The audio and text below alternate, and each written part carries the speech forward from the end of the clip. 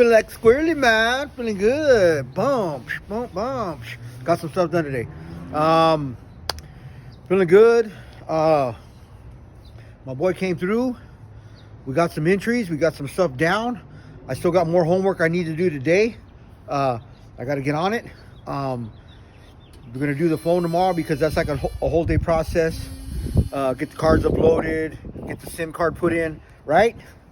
So we got to go pick up a card for Mr. Squirrely because he can't go. He's on the no-fly list for Alberto Sons. So I got to go in and get the Apple Dapple card. So I guess that means I'm getting some ice cream.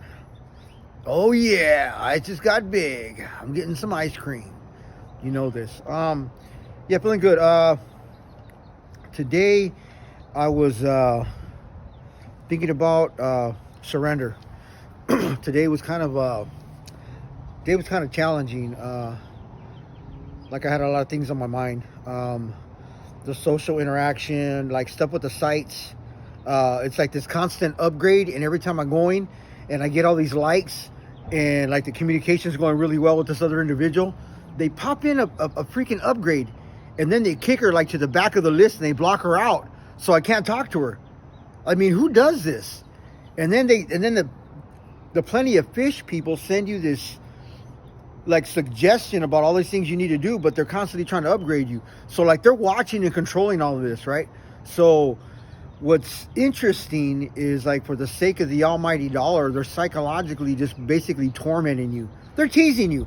They're like saying, hey, they're teasing you in the worst way. I can understand like throwing the chones at you, like, yeah, you know, like a porn site or something like that. But this is like something totally different because there's like some you're looking like for emotional connection. It's not just like the hookup. You're not just looking for F buddy, you know. Yeah. You're like, you know, you're looking for like some connection, like real connection. Because like I read a good article about this today, about how the dating sites, most dating apps and dating sites, just try to get you to prescribe for the premium account, to prescribe for upgrades, so you pay them. That's the only way they get paid. So all the free part of the app is just made to get you to pay for the app.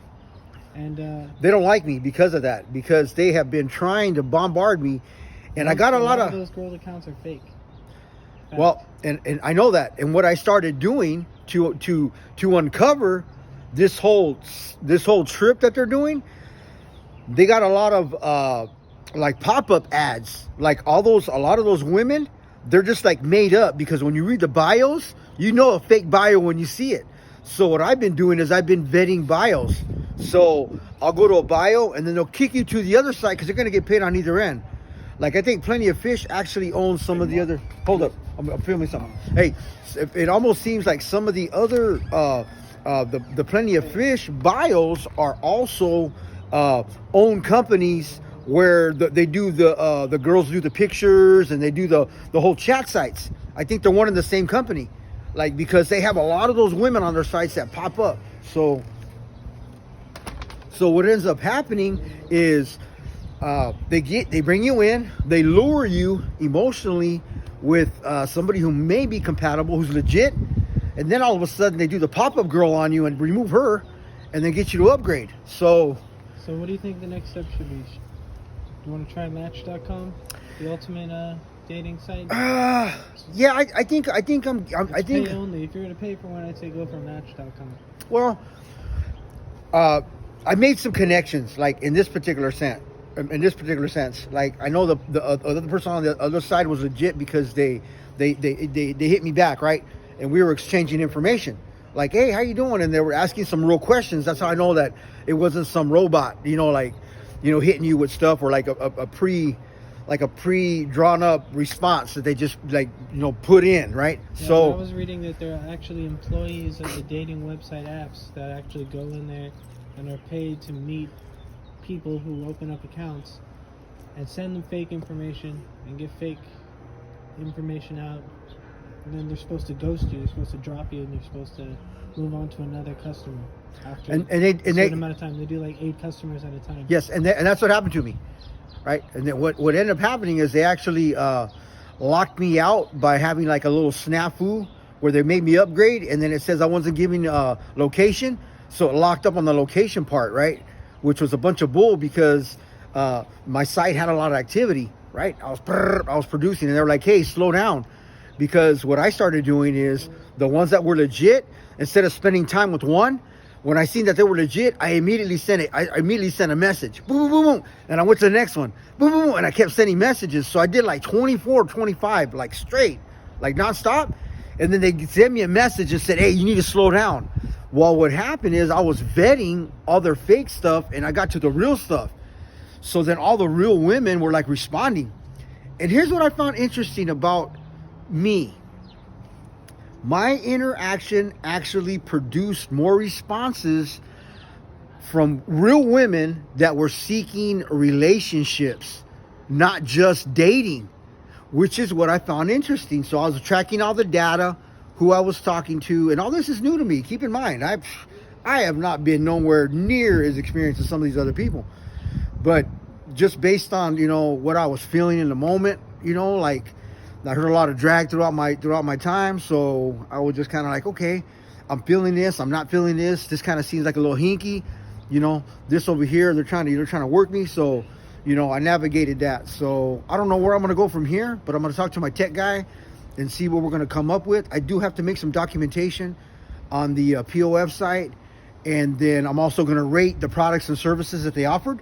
So I'm going to be also doing a review on them, and I'm going to be doing a review on Tinder.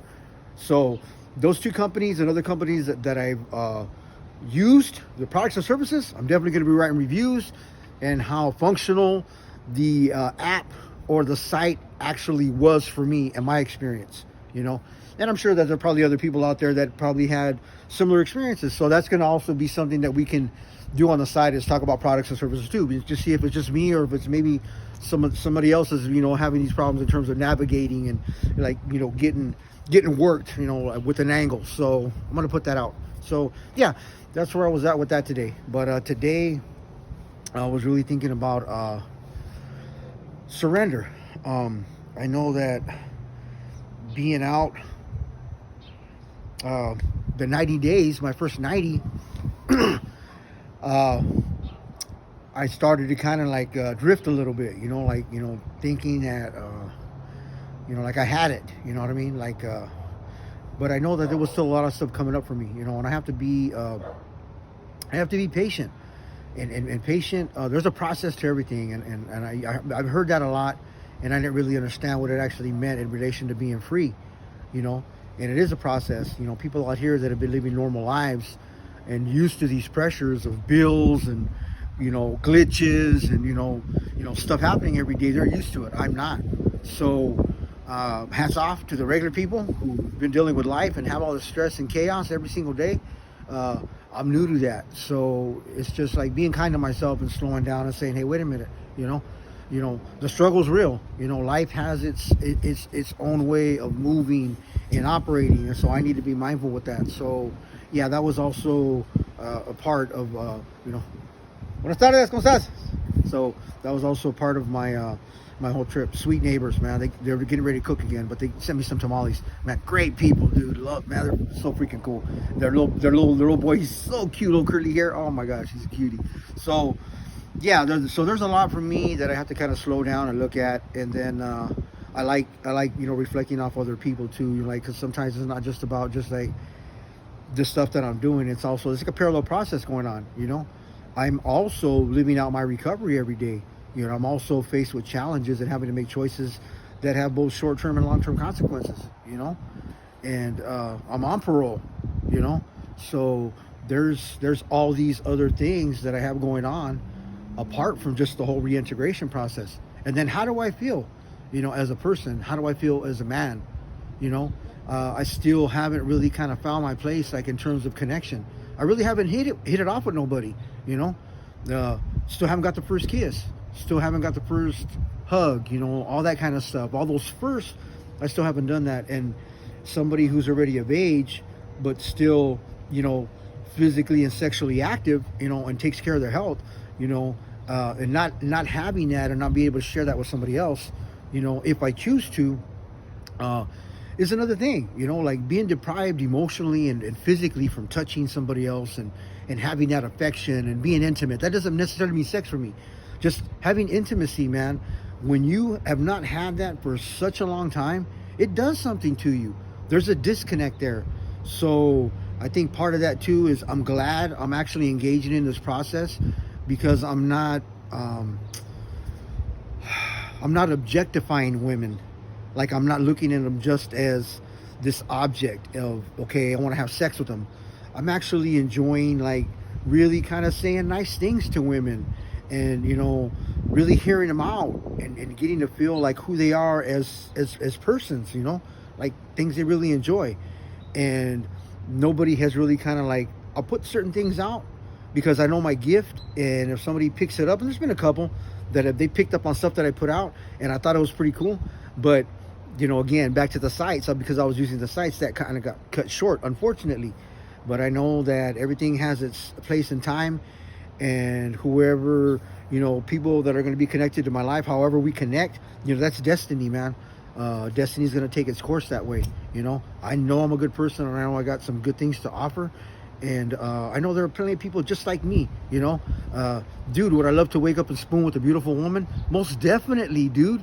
You know, I miss that. I haven't had that, dude. So, you know, I can only imagine what, you know, millions of other people are going through, because there's probably a lot of lonely women that are going through the same thing I'm going through, you know. Probably a whole bunch of men too, but they're not going to admit it, you know. I'm going to admit it. You know, I long for that, man. I miss the touch. I miss the smell of a beautiful woman, the softness of her skin. You know, I don't want to start getting too descriptive, but, you know, it's been a long time for me. So, yeah, there's that other part that I'm having to navigate as a grown-ass man, you know, and temper, you know, and respect. So I like it. You know, I used to be a womanizer. I'm just going to keep it real, you know, run through women. You know, it's just all about the sex for me, because I had taken, because of my trauma, because of my pain and things that I had went through, I had traded out love for sex. So when I had sex with somebody, that meant they cared about me, that they loved me, you know. Because I never loved myself, I had this whole misconstrued concept about what love was, you know. First and foremost, I lacked the relationship with myself to love myself enough to understand that. And I didn't have that when I was younger, you know. So now that I'm a little older, took some time to do some introspection, really kind of looked at myself, where I was at, and what needed to be changed. It's scary, dude. Nobody wants to be vulnerable. Nobody wants to say, hey, man, I'm hurt. Nobody wants to say, hey, man, I'm lonely. You know, we don't want to say that. We want to project this image that we're all good, and we look this way, and it's this, and it's that. And, you know, we want all the externals, man. But very few people want to just freaking just peel it back and just open it up and say, hey, look, man, you know, I'm freaking lonely. You know, I'm scared about freaking opening myself up to somebody else and sharing my heart. You know, I don't want to be hurt. And so I get it, man. But so, you know, my whole thing is I'm going to share these things. I'm going to be open about it. So when we start doing the, you know, the YouTube, and, you know, we start doing some live stuff, yeah, we're going to have these discussions, man. But, you know, I just wanted to, you know, take some time to kind of share this. And this is where I'm at. This is who I am today. I love myself. And I'm okay with saying those things as a grown man, you know. Yeah, I don't have a fear of the future, you know. I have this fear, I guess, for me of, like, I'm missing out, you know. I guess that's what I feel like. I'm not in a moment that's like, you know, I'm not getting any younger, but like I'm free. Then it's like, freaking, you kidding me? I'm freaking free. I should be freaking like in it, like in a lot of different ways, and I'm not, but yet I am. So it's like, you know, having to like figure that out for myself too. Like, what does being in it really mean to me today? You know, like I'm really living life, and I'm enjoying some stuff. And today I could walk by, you know, hundreds of beautiful women all day long, and have healthy conversation, and give nice comments, and be a gentleman, and get a smile, and get something little thrown back at me, you know, a little foreplay, and I like that, you know. That's healthy. And so today I'm enjoying that part of it, you know. So being in it today is that too, you know. So, you know, there's a lot going on. But yeah, that's kind of, I just want to share a little bit about that. You know me, I can ramble on and on, so I want to kind of get that out of the way. I know we got to go get this Apple Card from my boy right now, so, you know, I just wanted to share a little bit about that and what's going on today, Tuesday. Tomorrow we got a lot of stuff to get done. Hopefully by Friday we'll have some stuff uploaded. for maybe Sean and a couple other people to kind of peep. There's been some other people that we're socially networking with. Also put up, left my email for Freedom to Choose, another great organization who really kind of taught me a lot when I was in prison and did some great workshops.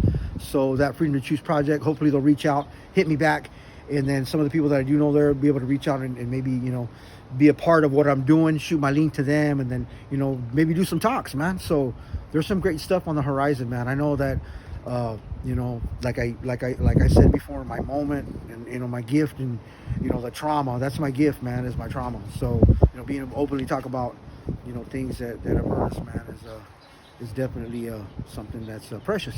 You know, it's not talked about, especially in this day and age when everybody's kind of like, you know, got all these vetting systems of chatting and, you know, everything's kind of impersonal, you know. It allows us to become intimate with one another again, you know, as human beings. So, you know, that's important for me, you know. So, you already know. I'm going to sign out. Love you. And get yourself some ice cream because that's where I'm headed. You guys have a great day.